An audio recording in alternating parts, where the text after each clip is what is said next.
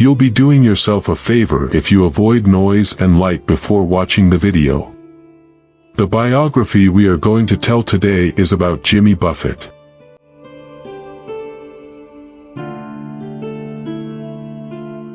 Jimmy Buffett translated his easygoing Gulf Coast persona into more than just a successful recording career. He expanded into clothing, nightclubs, and literature, but the basis of the business empire that kept him on the Fortune magazine list of highest-earning entertainers was his music. Born in southern Mississippi and raised in Alabama, Buffett moved to Nashville to try to make it in country music in the late 60s. After signing to the Barnaby label, he released one album, 1970's Down to Earth, from which the socially conscious single, The Christian, suggested he might be more at home protesting in Greenwich Village. Barnaby lost his second album, High Cumberland Jubilee, though they would find it and release it after he became successful. Instead, the songwriter moved to Key West, Florida, where he gradually evolved into the beach bum character and developed the tropical folk rock style that would endear him to millions. Signing to ABC Dunhill Records, later absorbed by MCA, Buffett achieved notoriety but not much else with his second, released, album, White Sport Coat and a Pink Crustacean, 1973, which featured a song called Why Don't We Get Drunk, and Screw Goes the Chorus. Buffett revealed a more thoughtful side on living and dying in 3/4 Time, 1974, with its song of marital separation, Come Monday, his first singles chart entry. But it took the top 10 song, Margaritaville, and the album in which it was featured, 1977's Changes in Latitudes, Changes in Attitudes, to capture Buffett's tropical worldview and, for a while, turn him into a pop star.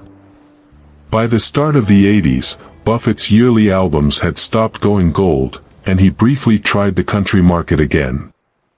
But by the middle of the decade, it was his yearly summer tours that were filling his bank account, as a steadily growing core of Sun Belt fans he dubbed Parrotheads made his concerts into Mardi Gras-like affairs.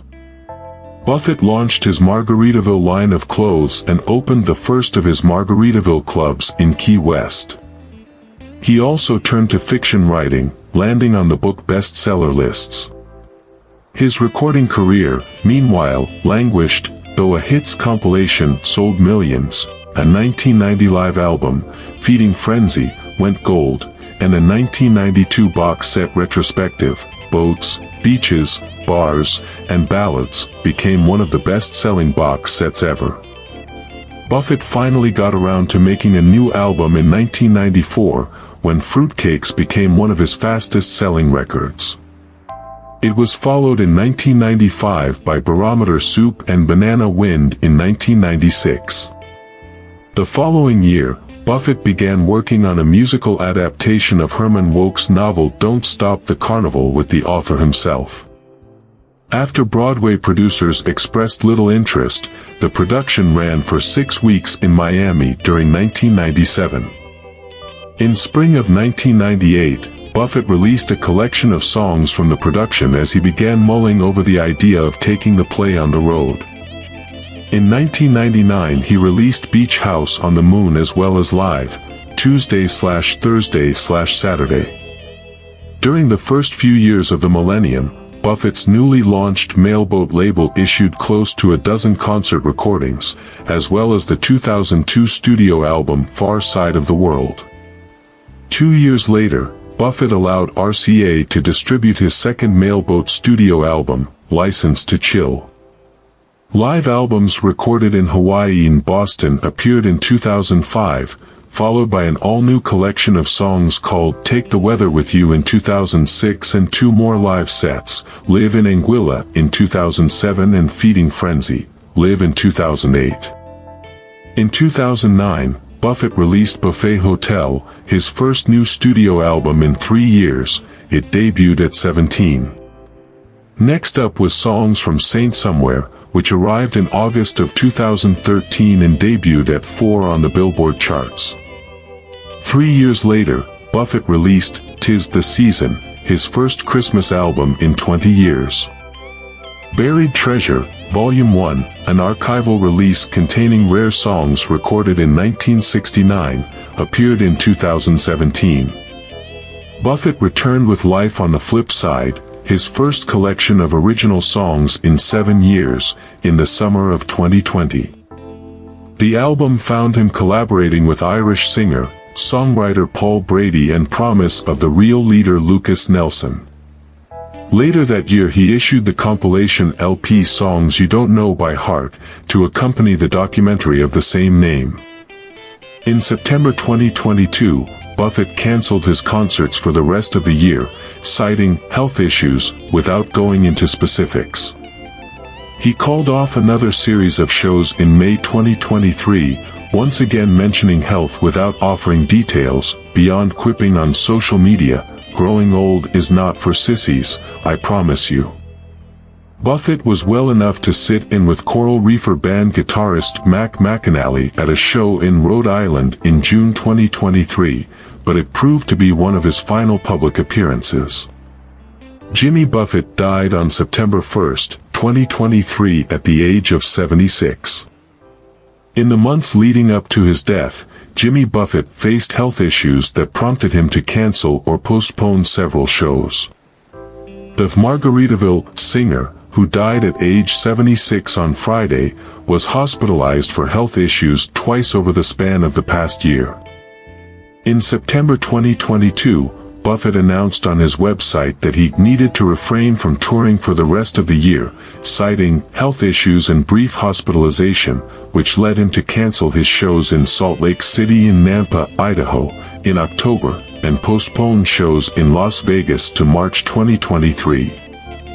On doctor's orders, he must take this time to recuperate and heal, the announcement added at the time. Months later in May, the singer-songwriter shared a letter on X, formerly known as Twitter, saying that he'd been admitted to the hospital again after a checkup in Boston, and would have to reschedule an upcoming show in Charleston, South Carolina. "I had a sudden change of plans this week that affected us all.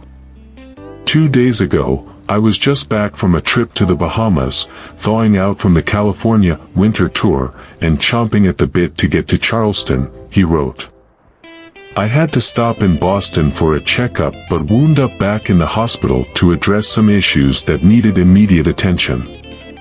Buffett once again didn't specify what the health issue was, but noted, "Growing old is not for sissies, I promise you." He then told fans that when he was well enough to perform, he would be back on stage. The musician concluded his note with a thank you to his fans for their thoughts and prayers, as well as their loyalty over the years. A few days later, Buffett updated fans to let them know he was on the road to recovery by documenting a fishing trip with friends. He said he would also do some paddling and sailing to get myself back in good shape. The "Come Monday" singer added that once he was feeling better, he would begin the process of scheduling shows. "I think playing is as therapeutic for me as it is for fans to listen and sing along," he wrote.